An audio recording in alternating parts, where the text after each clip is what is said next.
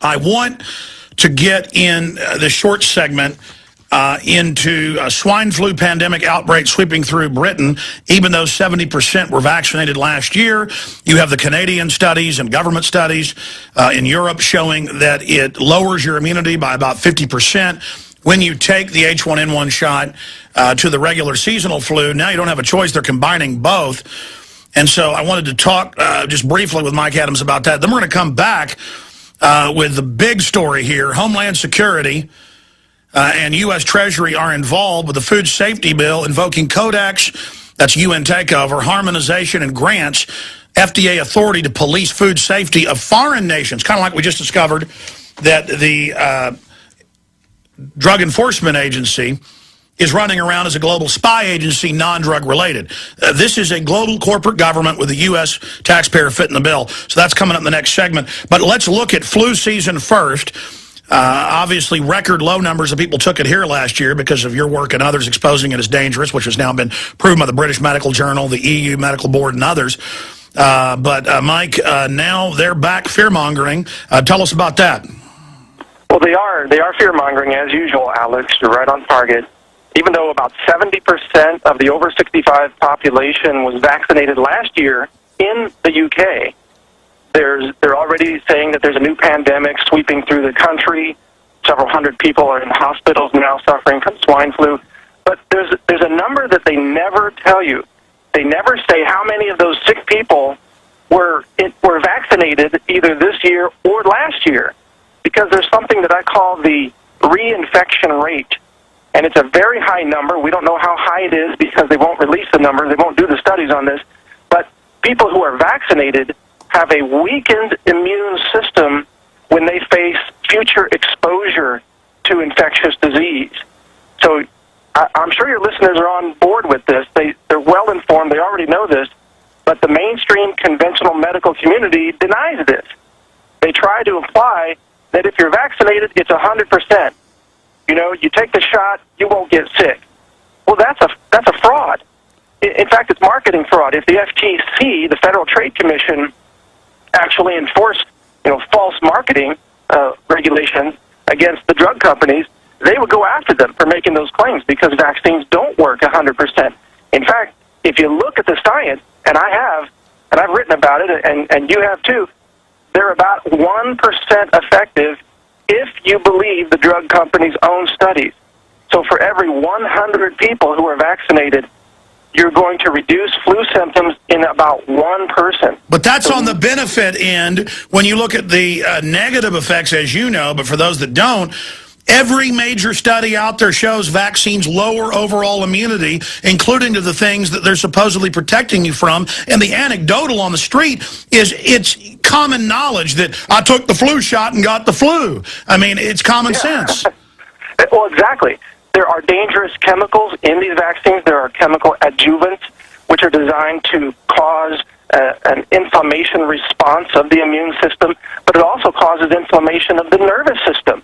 So it's linked to all kinds of nervous system problems. And now here's the big untold story about vaccines is the miscarriages. Women who are getting vaccinated when they have a child. And that's in the Australian news. Stay there. I want you to recap that, get into the miscarriages. The Australian government's been admitting it. They're trying to cover it up here. The British government admits a 10-fold increase in seizures in children taking it, and they suspended it. Then the government and the media and these pharmacies put out fact sheets they print up saying, no danger. But then if you ask for the actual insert, it says this stuff can kill you. We'll be right back with Mike Adams. Stay with us. You know, we see the headlines, but they don't get any attention. London Guardian comes out. British government admits 10-fold increase in seizures of children that took the H1N1 shot. They admit it's causing, with the adjuvants, an autoimmune response, brain swelling. Big studies linking it to pancreas failure. It's more than just the corn syrup making the pancreas go out. It's causing autoimmune problems. And in key organs like the brain, the pancreas, the liver, it's bad news. But now it's actually being admitted in Australia, the massive miscarriages. If you go back just 2 years ago, they always said, don't give flu shots to women. Now they say, who are pregnant. Now it's, more important if you're pregnant. They're just practicing murdering people out in the open. Mike Adams, the editor Natural News. The health ranger is going to be joining us to talk about that. Going back to Mike Adams, one of the leading alternative health experts out there, very respected. Recapping what you were covering with the 2010 flu hoax, maybe we should briefly look at the 2009, and then that miscarriage information. We're trying to save some lives here. Then we'll shift gears into the UN angle of the food enslavement bill. Sure. Well, you got to realize that the drug companies, the vaccine manufacturers, they have to fabricate an emergency every year in order to try to get people to take these shots. And so this year, that has failed for the most part. People were not getting vaccinated. People learned their lesson from last year, the big swine flu hoax crashed and burned. And also, people who didn't take the shot, who instead took vitamin D and who took superfoods like your sponsor, Food, and other good foods out there, and who took care of their health, they were fine. They didn't get sick. And a lot of them woke up and they realized, gee, we don't need the vaccines. We're going to be healthier without it.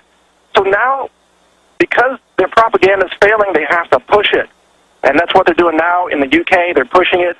There are a couple hundred people in the hospitals who are suffering from swine flu, and they're saying everybody needs to get vaccinated. Now they're saying we're going to revisit the vaccinations for children under 5 years old because they pulled those vaccines previously for children under 5 in their National Health Service because of the potential risks. But now they're saying, well, because of this pandemic breaking out, we got to vaccinate all those kids. And in the U.S., as you hinted, they're now saying we got to vaccinate pregnant women, too, so that their children can be, quote, protected. And by the way, I also saw an article recently saying that they're promoting chemotherapy for pregnant women, saying it's safe to have chemo even when you have a child inside you. This is medical insanity. I mean, how many? Well, they're setting the precedent. They're setting the precedent to get away with mass murder, and they know what they're doing. They're turning health purely into a death camp, a eugenics camp, as Ted Turner and Bill Gates have admitted. I mean, they mean business. And for those that don't know, I remember just a few years ago, it always said in the inserts, and I've had medical doctors on that have pointed this out, that you never give a pregnant woman a vaccine because they know it causes autoimmune inflammation, not just in the brain, but in the fetus, and triggers massive increases in miscarriages. This time they said women who have babies in their uterus, you're the one that really needs this. I mean, what an outrageous thing they did. And I've seen it. The only country to be admitting it is Australia, where they're admitting this is causing the death of babies. Well, what's astonishing in all this, if you look across the government bureaucracy, and you had Rand Paul on a couple of weeks ago talking about how these bureaucrats create laws themselves, essentially by creating regulations. They're unelected, but they create regulations like the FDA and the TSA and the DEA and so on. These government bodies, they just blatantly lie. They don't even care about telling the truth. They don't even care if they're caught in a lie. They just keep lying because most people keep buying it. So they throw out the evidence of harm for vaccines. The TSA tries to dismiss any of these complaints about, people reaching down their pants and so on. They say, oh, it's for your own good. I mean, you've been all over that issue, so you know what I'm talking about. But every agency now is just running rampant across our freedoms and across the Constitution. And now with the food safety bill, which I know we're going to talk about here, our food is at risk. They want to control our food. They want to reach into our refrigerators the same way the TSA has been reaching down our pants. That's what's happened. That's what's coming our way now in 2011. Hi, my name is Allison Jones. I have been studying vaccines for over 25 years now. I have a booklet called Tracking Vaccinations, which can be found on the website trackingvaccinations.com. And I'm going to talk right now about the swine flu vaccines. They come in two different kinds. We have here the PDR. This is the physician's desk reference from last year. And in it, it lists every drug manufactured in the country, including vaccines. You will find in here that there are several dead viral vaccines for swine flu in it. And so we have been getting vaccinated for swine flu for a while. They've been using it dead. The dead, they include mercury and aluminum in it. Now, the reason they put mercury in it is so they can count the germ particles. Because what they've done is they've taken the outside shell of the virus, thrown away the genetic material, and in order to know how much virus particle they have, they do it by bonding it to the mercury molecules. Now, by knowing how many molecules of mercury they have, they can then deduce how many dead viruses they have. Now, combining mercury and aluminum is very dangerous because mercury goes into the brain. It's like an oil slick. It covers the neurons of the brain and kills them instantly. The brain, though, immediately works on cleaning it out of the body, which is through the liver. But unfortunately, when aluminum is combined, the aluminum clogs up the liver, and then the brain cannot clean it out of itself. The reason aluminum is used is to create a substance for the minute dead viral material. Because when you have a syringe and you actually give an injection, there'll be some left over within the syringe. They want to make sure there's nothing left over and that it's all been administered, so they give a great deal of aluminum as the substance to administer as much of this material as possible. Now, they're coming out with a new vaccine this fall, and it is a strain from one in California. It's called A/California/709. That means July 2009. So it is the latest strain of swine flu that they have.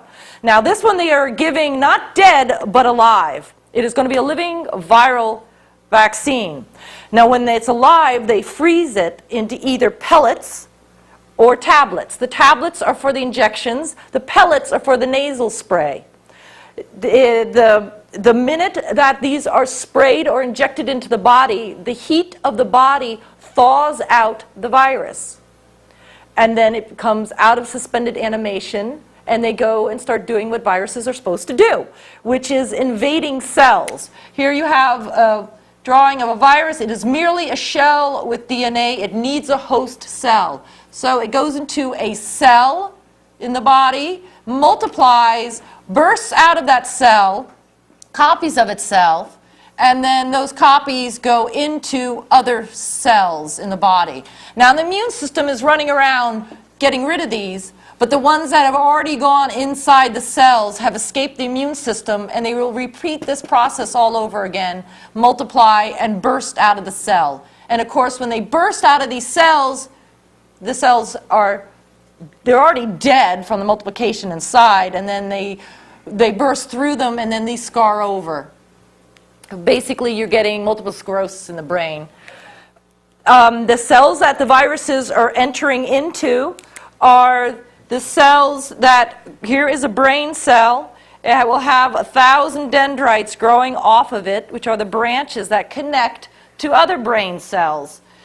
Now, these long branches have insulation around them that are cells that are lying side by side. The viruses go inside of these cells, and these are the ones that are destroyed and scar over. And when that happens, the entire branch dies. And when they all die, sometimes they can grow back. Often they do. But the whole brain cell can easily be killed in this way. Now, what they're doing when they give this nasal spray, the nasal spray is the most dangerous form of administering these living viruses. If they wanted to give somebody the virus, they could just swab the inside of the mouth. But no, they're actually sticking it up into their nose, and the nasal cavity is huge and butts right up against the brain there. So by spraying it at high force into the brain, you're actually getting it into the brain easily, right into the limbic system, which is the ancient mammal part of the brain. That's the most dangerous place to get it in. Advising people in at-risk groups that they should get vaccinated, particularly pregnant women.